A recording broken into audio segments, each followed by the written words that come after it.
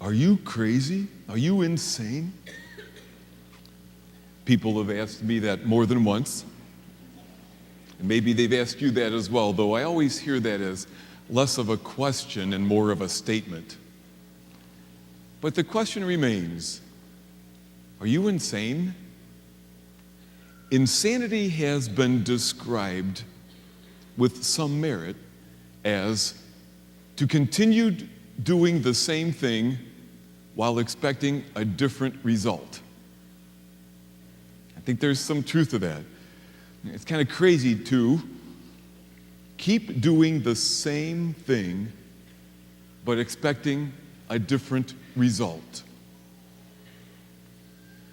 Boy, I wish my relationship with this family member, my son, my brother, my husband, my wife, my friend, was better, but we still communicate exactly the same way we always did. This year I need to get better grades, and my homework regimen will be identical to last year's. We want peace in the Mideast, so we'll just keep bombing each other until you get it. I've got to quit this problem with drugs and drinking, but I'm going to still hang around with that same group of guys. Boy, I wish I had a deeper faith. I hope that changes. That's insane if insanity is to keep doing the same thing while expecting a different result. Now, my brothers and sisters, change is so hard. But there won't be change unless we're willing to do some things differently. Otherwise, we end up with the same result. Today, we hear the wonderful story of the Magi. They were seekers, really, weren't they? They set out following that star that would lead them to the Christ child. And we know parts of the beautiful story. We use our imagination for some parts, but we know how it ends. It ends by saying that they were changed. They went home by a different route. They went home a different way. They were changed. What changed them? I would suggest that while their story is unique, there were the two things that changed them that are the two things that will help change us. First, they made the outward journey. They were willing to take a risk, to do something different. They set out to follow a star. Well, it might not be that that's exactly what we do, but we won't change except that we are willing to take some risks as well, that we get off the couch, so to speak, that we try some things different, that we're willing to take some risks. Now, I know some people are just so hesitant to do that, but then they'll get the same result. But I see so many beautiful examples of people willing to do that outward journey a little bit differently, to take those first steps, like, well, our marriage is pretty good. It could be better. Let's sign up for that Marriage Builders program with Dr. Tom. He's a good guy. I've seen people do that. They don't want to try to just make a good thing better. They're doing something differently. Or the guy who struggles with pornography, who called a friend of his and had him install a firewall on his computer without telling him the password or how to get past it, so that he could help get free of a temptation that he was struggling to free himself from. Or the people who say, you know what, I want to grow in faith. They say this church retreat process is a good thing, or the parish mission is a good thing. I'll sign up. I'll do something different. 2 days ago, a guy told me that right before Christmas, he got in his car and drove 3 hours to meet his brother. The relationship had been strained since the death of their parents and some fights that happened then. He said, I knew it would never change unless I at least went there face to face and tried to do something. The Magi made an outer journey, and so what must we for change to ever happen? Secondly, the Magi made the inner journey.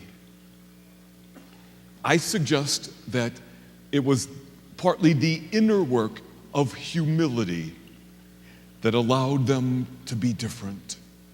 They had enough space inside of themselves to meet the other in the surprising ways that the other came to them.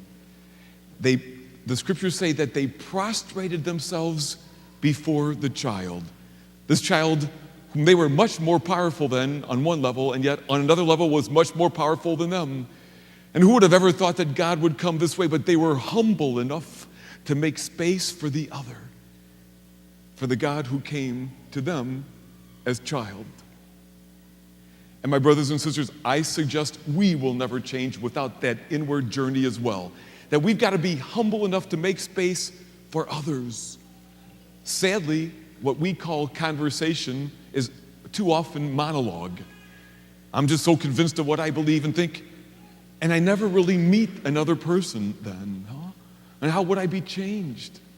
And when I find so much prejudice is changed when people actually do the outer work to be with others different.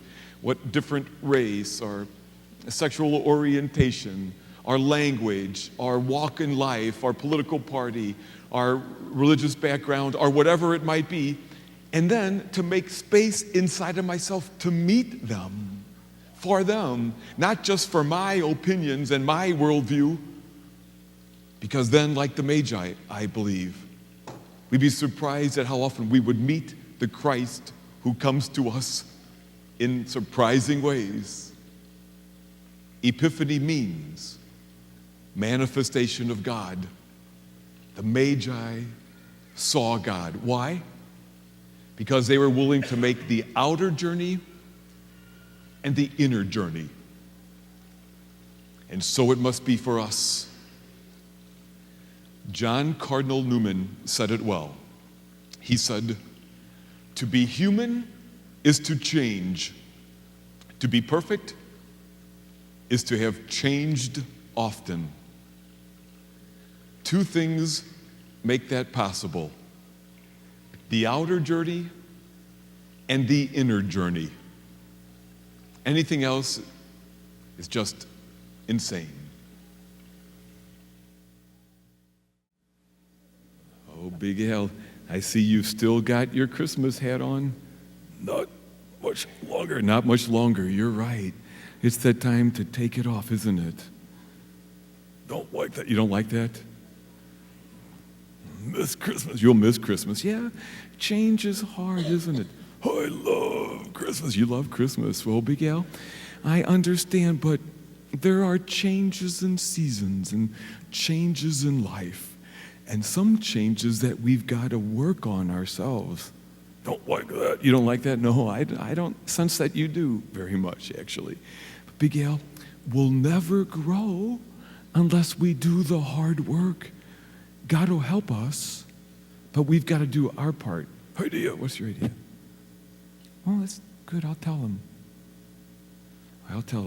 Go Blues. All right. Okay.